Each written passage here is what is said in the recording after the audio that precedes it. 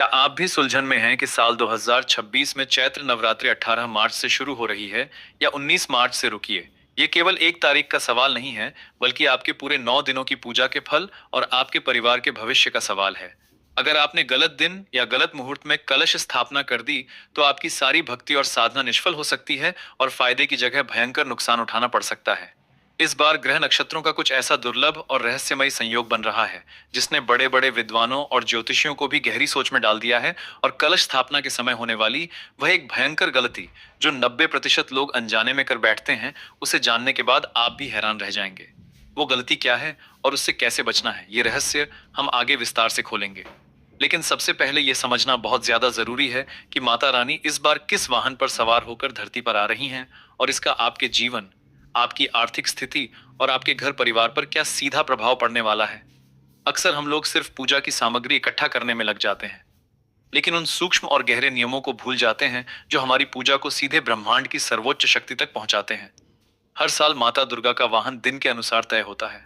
यह कोई साधारण या किताबी बात नहीं है। इस बार माता का वाहन एक ऐसा गहरा संकेत दे रहा है, जो देश और दुनिया के साथ साथ आपके व्यक्तिगत जीवन के लिए भी बहुत महत्वपूर्ण है।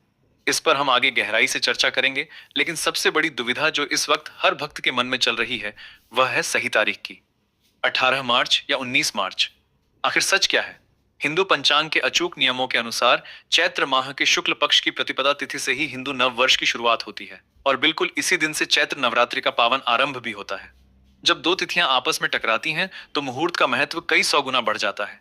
इस बार उदया तिथि का ऐसा पेच फंसा है, जिसे समझना हर सनातन धर्मी के लिए अनिवार्य है। असल में प्रतिपदा तिथि की शुरुआत 18 मार्च की रात को ही हो जाएगी, लेकिन हमारे प्राचीन शास्त्रों और वेदों में स्पष्ट रूप से लिखा है कि कोई भी व्रत, त्योहार या शुभ कार्य हमेशा उदया तिथि से ही मान्य होता है। उदया तिथि का सीधा सा अर्थ है वह तिथि जो सुबह सूर्योदय के समय आकाश में मौजूद हो। इसलिए 19 मार्च की सुबह जब भगवान सूर्यदेव अपने दिव्य दर्शन देंगे, उस समय प्रतिपदा तिथि पूरी तरह से लागू होगी। इसी परम सत्य और खगोलीय नियम के कारण साल 2026 में चैत्र नवरात्रि का यह महापर्व 19 मार्च को ही मनाया जाएगा। तो 18 मार्च को लेकर जो भी भ्रांतियां और अफवाहें आपके आसपास फैली हुई हैं, उन्हें अपने मन से पूरी तरह निकाल फेंकिए। आपको अपना पवित्र व्रत और कलश स्थापना हर हाल में 19 मार्च को ही करनी है। अब जब तारीख पूरी तरह से साफ हो गई है, तो सबसे रहस्यमयी और महत्वपूर्ण प्रश्न पर आते हैं, जिसका इंतजार आप बेसब्री से कर रहे थे। कलश स्थापना का वह कौन सा अचूक समय है जिसमें पूजा करने से माता तुरंत प्रसन्न होकर साक्षात आशीर्वाद देती हैं, और वो कौन सी भयंकर भूल है जो हमें अपने घर में भूल कर भी नहीं करनी चाहिए। कलश स्थापना या घट स्थापना केवल एक कर्मकांड या साधारण रस्म बिल्कुल नहीं है। यह 9 दिनों के लिए साक्षात ब्रह्मांड की जननी माता जगदम्बा का आपके घर में सजीव आह्वान है। कलश को भगवान श्री गणेश और दुनिया के सभी पवित्र तीर्थों का जीता जागता प्रतीक माना जाता है। कलश के जल में वरुण देव का वास होता है, जो शुद्धता के देवता हैं।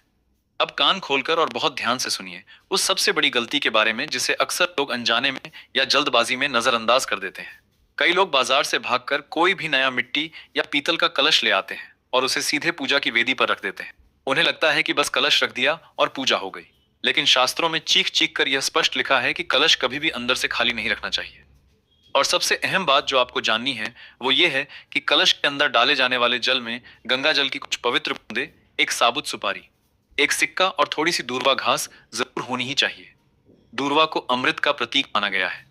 लेकिन जो असली और सबसे विनाशकारी भूल है, वह कलश की गलत दिशा का चुनाव। कलश हमेशा घर के ईशान कोण यानी उत्तर पूर्व दिशा में ही स्थापित होना चाहिए। यह दिशा देवताओं की दिशा होती है। अगर आपने इसे गलती से भी दक्षिण या किसी अन्य गलत दिशा में रख दिया, तो घर में सुख शांति की जगह भयंकर कलह, मानसिक तनाव और दरिद्रता पैदा हो सकती है। कलश स्थापना की विधि को बहुत ही पवित्रता और एकाग्रता के साथ पूरा करना होता है। 19 मार्च की सुबह ब्रह्म मुहूर्त में जल्दी उठकर शुद्ध जल से स्नान करें और धुले हुए साफ वस्त्र ही धारण करें। काले या नीले कपड़े भूल कर भी ना पहने। पूजा के स्थान को गोमूत्र या गंगा जल छिड़क कर पूरी तरह से पवित्र कर लें। इसके बाद एक साफ लकड़ी की चौकी लें और उस पर लाल रंग का नया और शुद्ध कपड़ा बिछाएं। लाल रंग शक्ति का, ऊर्जा का और माता दुर्गा का अत्यंत प्रिय रंग है। इस कपड़े पर थोड़े से साबुत चावल यानी अक्षत रखकर सबसे पहले विघ्नहर्ता भगवान गणेश का ध्यान करें, क्योंकि उनके बिना कोई भी पूजा सफल नहीं होती। अब शुद्ध मिट्टी का एक पात्र लें और उसमें साफ मिट्टी डालकर जौ बोद। ये जौ ही आने वाले 9 दिनों में माता के साक्षात आशीर्वाद के रूप में हरे भरे रूप में आपके सामने आते हैं। इन्हें जयंती भी कहा जाता है। इस मिट्टी के बीच में आपको अपना जल से भरा हुआ पवित्र कलश स्थापित करना है। कलश के मुख पर आम या अशोक के 5 ताजे पत्ते जरूर रखें और उसके ऊपर एक पानी वाले नारियल को लाल कपड़े या माता की चुन्नी में लपेटकर बहुत ही आदर के साथ रखें। अब यहाँ एक और गहरा रहस्य छिपा है जिसे बहुत ही कम लोग जानते हैं। नारियल का मुख यानी जिस तरफ नारियल टहनी से जुड़ा होता है वह मुख हमेशा आपकी तरफ होना चाहिए, ऊपर की तरफ या नीचे की तरफ बिल्कुल नहीं। अगर नारियल का मुख ऊपर की तरफ होता है तो उसे रोग बढ़ाने वाला माना जाता है और नीचे की तरफ होता है तो वह शत्रु बढ़ाने वाला माना जाता है। केवल आपकी तरफ मुख होने से ही धन और सुख की प्राप्ति होती है। नवरात्रि के यह 9 दिन कोई साधारण दिन नहीं होते। यह समय के वह चमत्कारिक क्षण होते हैं जब ब्रह्मांड की सबसे रहस्यमयी और शक्तिशाली ऊर्जा हमारी पृथ्वी पर जागृत अवस्था में भ्रमण कर रही होती है। इन 9 दिनों का एक एक पल कीमती है। पहले दिन माता शैलपुत्री की पूजा होती है। वह पर्वतराज हिमालय की पुत्री हैं और स्थिरता का प्रतीक है। जब आप पहले दिन उनकी पूजा करें तो उन्हें गाय के शुद्ध घी का भोग अवश्य लगाएं। ऐसा करने से घर में कभी भी बीमारियों का प्रवेश नहीं होता और शरीर निरोगी रहता है। दूसरे दिन माता ब्रह्मचारिणी की आराधना का विधान है। इन्होंने भगवान शिव को पाने के लिए हजारों वर्षों तक कठोर तपस्या की थी। यह स्वरूप हमें जीवन में धैर्य और कभी हार न मानने की प्रेरणा देता है। दूसरे दिन माता को शक्कर या चीनी का भोग लगाना चाहिए, जिससे परिवार के सदस्यों की आयु बढ़ती है। तीसरे दिन माता चंद्र घंटा की पूजा होती है। इनके माथे पर घंटे के आकार का अर्धचंद्र विराजमान है, जिसके कारण इन्हें यह नाम मिला है। इनकी पूजा से व्यक्ति के अंदर निर्भयता आती है और अज्ञात शत्रुओं का नाश होता है। इस दिन माता को दूध या दूध से बनी खीर का भोग लगाने से मानसिक शांति मिलती है और हर तरह के दुखों का नाश होता है। चौथे दिन माता कुष्मांडा की उपासना की जाती है। जब यह ब्रह्मांड अंधकार से भरा हुआ था और कोई जीवन नहीं था, तब माता कुष्मांडा ने अपनी एक हल्की सी मुस्कान से इस पूरे ब्रह्मांड की रचना की थी। वह सूर्य लोक में निवास करने की क्षमता रखती हैं। चौथे दिन माता को मालपुए का भोग लगाना चाहिए। ऐसा करने से हमारी बुद्धि का विकास होता है और निर्णय लेने की क्षमता तेज होती है। पांचव दिन भगवान कार्तिकेय, जिन्हें स्कंद भी कहा जाता है, उनकी माता यानी स्कंद माता की पूजा होती है। माता के इस स्वरूप की गोद में बाल रूप में भगवान स्कंद बैठे हुए हैं। जो लोग संतान प्राप्ति की इच्छा रखते हैं उनके लिए यह दिन सबसे बड़ा वरदान है। इस दिन माता को केले का भोग लगाने से परिवार में हमेशा खुशी और उल्लास का माहौल बना रहता है। छठे दिन माता कात्यायनी की पूजा होती है। महर्षि कात्यायन की कठोर तपस्या से प्रसन्न होकर माता ने उनके घर पुत्री के रूप में जन्म लिया था। माता का यह स्वरूप अत्यंत ही चमत्कारी है। जिन लड़कियों के विवाह में रुकावटें आ रही हैं उन्हें इस दिन सच्चे मन से माता की पूजा करनी चाहिए। माता को शहद का भोग लगाने से इंसान के आकर्षण और तेज में अद्भुत वृद्धि होती है। सातवें दिन का स्वरूप सबसे उग्र और रहस्यमय है। इस दिन माता काल रात्रि की पूजा होती है। इनका रंग रात के अंधकार की तरह एकदम काला है। बाल बिखरे हुए हैं और गले में बिजली की तरह चमकने वाली माला है। यह स्वरूप देखने में भले ही भयंकर हो, लेकिन यह हमेशा शुभ फल देने वाली माता है, इसलिए इन्हें शुभंकरी भी कहा जाता है। जो लोग तंत्र मंत्र या नकारात्मक ऊर्जा से डरते हैं उन्हें माता कालरात्रि की शरण में जाना चाहिए। इस दिन गुड़ का भोग लगाने से हर तरह के आकस्मिक संकट से रक्षा होती है। आठवें दिन माता महागौरी की उपासना होती है। इनका वर्ण एकदम श्वेत यानी सफेद है। इन्होंने शिवजी को पाने के लिए इतनी कठोर तपस्या की थी कि इनका शरीर काला पड़ गया था। तब शिवजी ने इन्हें गंगा जल से स्नान कराया था, जिससे इनका रंग अत्यंत गोरा हो गया। आठवें दिन नारियल का भोग लगाने से हर असंभव कार्य संभव हो जाता है। अंत में नौवें दिन माता सिद्धिदात्री की पूजा होती है। ये माता सभी प्रकार की सिद्धियों को देने वाली हैं। भगवान शिव ने भी इन्हीं माता की कृपा से सिद्धियां प्राप्त की थीं और अर्धनारीश्वर का रूप पाया था। इस दिन काले तिल का भोग लगाने से व्यक्ति को मृत्यु के बाद मोक्ष की प्राप्ति होती है। इन 9 दिनों की कठिन साधना तभी सफल होती है जब आप कुछ कड़े नियमों का पूरी ईमानदारी से पालन करते हैं। क्या आप जानते हैं कि नवरात्रि के दौरान आपके घर का वातावरण बिल्कुल कैसा होना चाहिए? सात्विकता सिर्फ आपके भोजन तक सीमित नहीं है, यह आपके हर एक विचार और कर्म में भी होनी चाहिए। इन 9 दिनों में घर में लहसुन, प्याज, मांस या मदिरा का प्रवेश पूरी तरह से वर्जित होना चाहिए। जो व्यक्ति पूरे 9 दिन का व्रत रखता है उसे कोशिश करनी चाहिए कि वह जमीन पर ही सोए और पूर्ण रूप से ब्रह्मचर्य का कड़ाई से पालन करें। लेकिन अगर आप किसी कारणवश व्रत नहीं भी रख रहे हैं तो भी इन 9 दिनों में किसी भी इंसान का अपमान ना करें, और विशेषकर किसी स्त्री या कन्या का तो बिल्कुल भी नहीं। माता दुर्गा स्त्री शक्ति का ही सबसे सर्वोच्च रूप है। यदि आपके घर में महिलाओं का सम्मान नहीं होता, उन पर अत्याचार होता है, तो चाहे आप कितने भी सोने चांदी के कलश स्थापित कर ले, कितने भी महंगे हवन करवा लें या कितने भी मंत्र पढ़ लें, तो माता कभी भी उस घर में एक पल के लिए भी प्रवेश नहीं करती। यह बात सुनने में बहुत कड़वी लग सकती है, लेकिन यही संसार का परम सत्य है। अब वापस आते हैं माता के वाहन की उस गहरी बात पर जिसके बारे में हमने शुरुआत में चर्चा की थी। यह जानना आपके लिए बहुत ही आवश्यक है।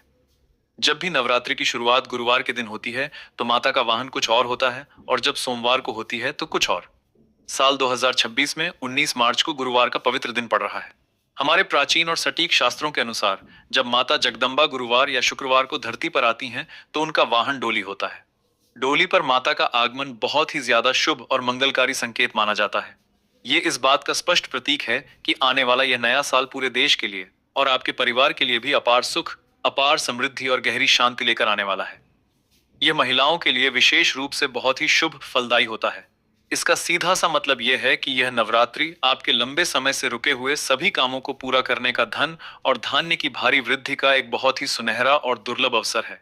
इस अवसर को अपनी किसी भी छोटी सी गलती के कारण अपने हाथों से फिसलने मत दीजिए।